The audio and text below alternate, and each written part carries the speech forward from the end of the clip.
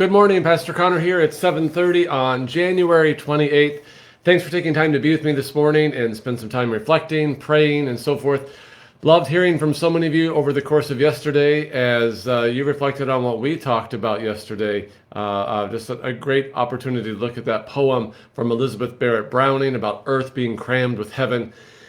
And I gave you a challenge to look for that and to see that in your world, and many of you responded. So thank you for sharing that with me. I always appreciate hearing from you. So I want to spend a little time with another poem today. Don't worry, I'm not going to do poetry forever. But there's so many wonderful, deeply reflective poems that I appreciate that I can't help but share some of them with you. So this poem I'm going to share with you, and I'll drop it in the comment line in just a minute. This one was written by a man named John Milton, 17th century author of the epic poem, maybe you've heard of it, Paradise Lost.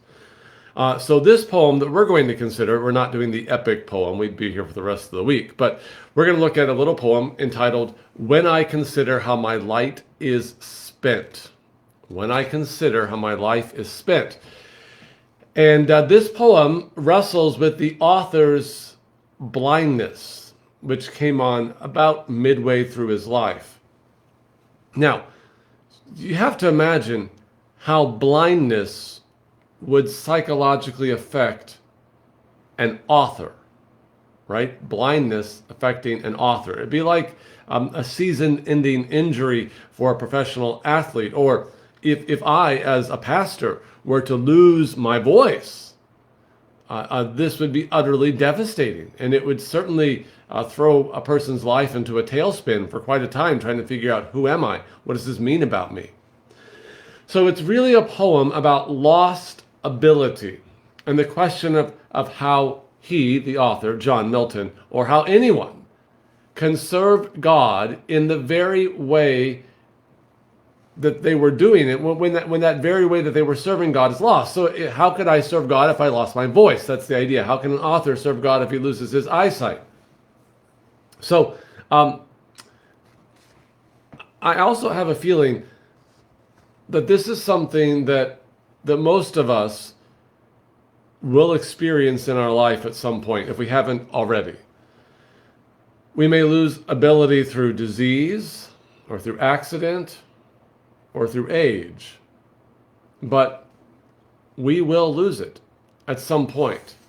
And this poem wrestles with that experience, and it asks us, how can we serve the Lord when our ability is lost? So I think that makes it a perpetually relevant poem.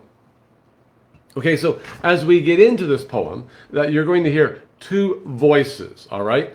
The first one is going to be John Milton's voice, and the second one is going to be the personified voice of Patience. So as if Patience was a person.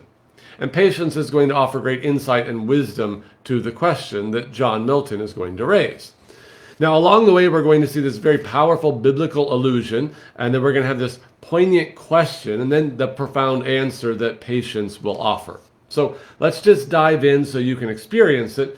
And what I'm going to do is this. I'm going to read it all the way through first, and then we're going to go back and unpack it. But let me very quickly drop the poem in the comment line.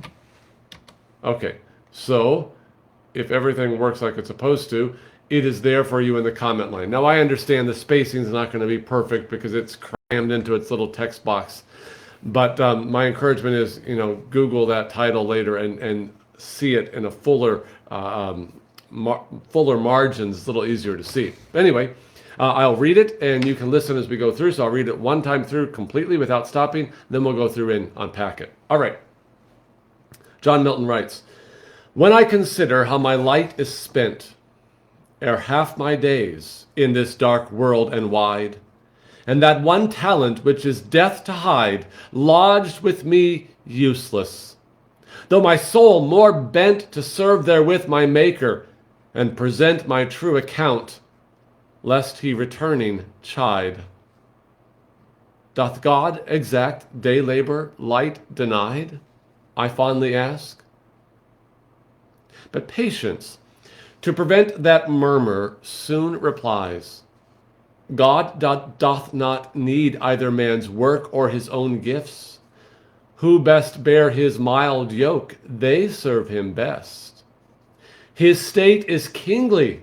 Thousands at his bidding speed, and post o'er land and ocean without rest.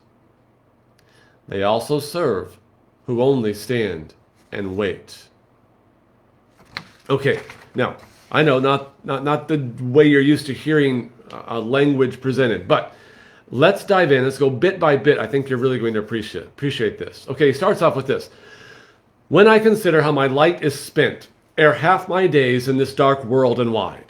Okay, you hear the allusion to his blindness. His light is spent. It's gone out. Ere half my days. So before he's midlife. And it's left him dark. His world is dark. So again, process this. He's an author. This is how he has conceptualized his life, how he has given God glory, how he has, his self-concept, his self-identity has been wrapped up in his ability to see and to write, and now he's afraid that he's done. Where does that leave him? Right? What value is left for him? What's left of him? What purpose remains? You see, those are really poignant questions, aren't they? And if you haven't wrestled with those questions already, well, you probably will someday. He goes on. And that one talent, which is death to hide, lodged with me useless, though my soul more bent to serve therewith my Maker and present, by true account, lest he returning chide. Doth God exact day labor light denied? I fondly ask. Okay, so he's talking about the parable of the talents in Matthew chapter 25. And he feels like his blindness has buried his talent and has left him useless to his master when he wants nothing more than to serve his master through his writing. So he feels like the servant who buried his treasure, but he feels like he's been forced to bury it with nothing more but darkness, when all he wanted was to use it in service to the Lord. And maybe you can identify with that, with this feeling of as if your talent has been forcefully buried. Or maybe you identify with it one day. Because, if we live long enough, we're all going to experience it. And it's a deep and powerful emotion. And that's what Mr. Milton is wrestling with. And he's afraid his master is going to chide him for it.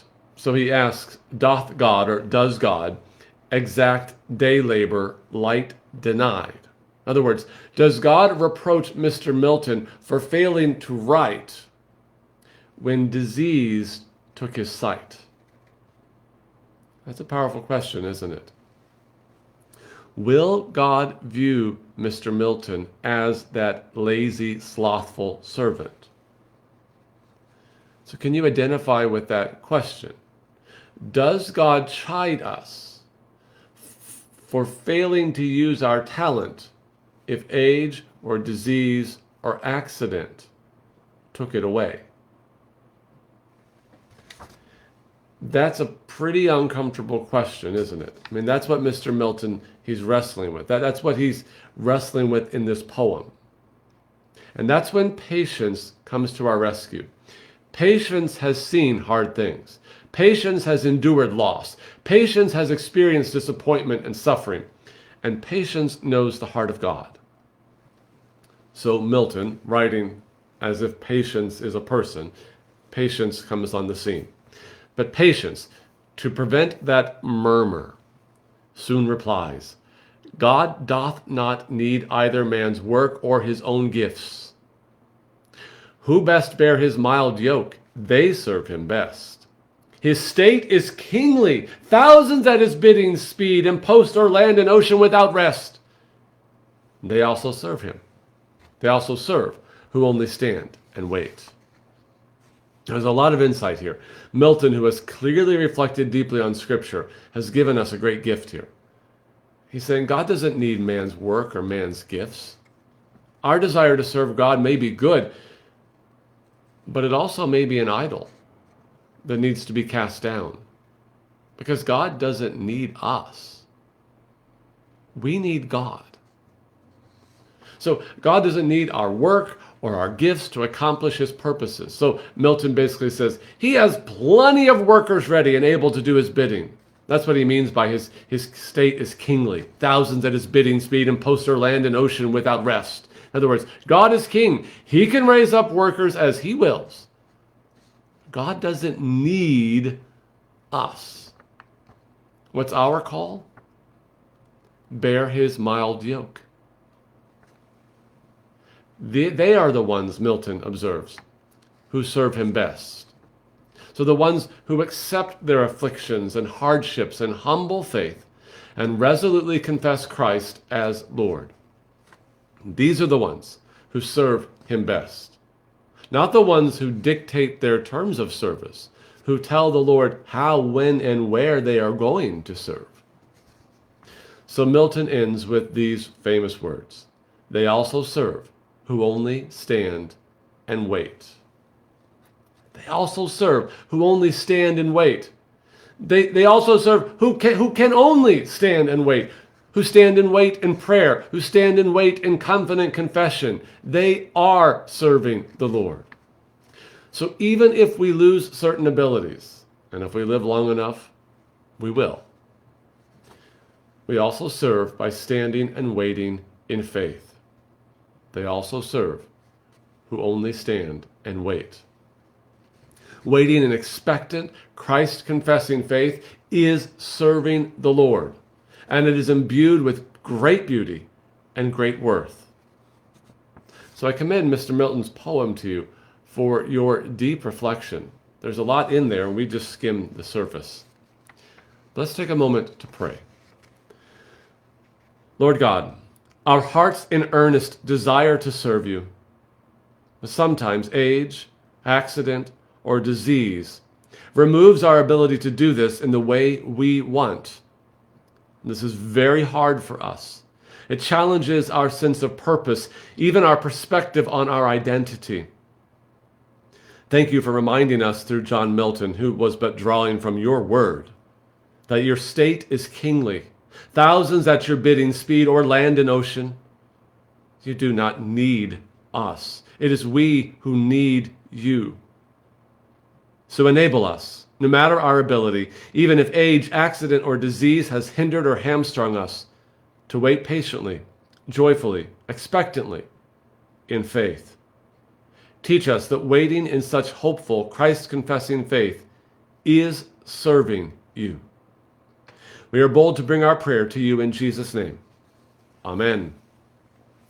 Thanks for persevering and getting through a very deep poem, but I pray that it's one that brings meaning and encouragement to you, and I encourage you to study it, and certainly you're welcome to shoot me questions or comments as you reflect upon it. Look forward to seeing you tomorrow morning at 7:30. Thanks.